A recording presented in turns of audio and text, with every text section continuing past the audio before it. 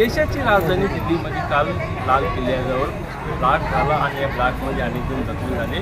परंतु आता देशाची जी सुरक्षा यंत्रणा आता ही संपूर्ण जागृत झालेली. आपण जर पाहायला गेलो जगद्गुरू संत तुकाराम महाराजांच्या या देहूमध्ये आता ही संपूर्ण पिंपरी चिंचवड पोलीस दलाची संपूर्ण टीम आहे. देवळण पोलीस कारण की येथे कोणतीही अनुचित घटना होऊ नये यासाठी संपूर्ण पोलीस दल पोलीस प्रशासन तयार आहे. कारण की 3 दिवसावर कार्तिकी यात्रा आलेली आळंदीची, त्यामुळे जे आळंदीला भाविक भक्त येतात तेच देहूमध्ये येतात, त्यामुळे कुठंतरी इथे गर्दी होऊ लागलेली. त्या पार्श्वभूमीवरही येथे पोलीस बंदोबस्त आहे. परंतु देशात काल झालेला हा जो बॅड हल्ला आहे, हा जो ब्लास्ट झाला आहे, त्या ह्याच्यावर आता कुठंतरी पिंपरी चिंचवड पोलीस देहू मंदिर परिसरावर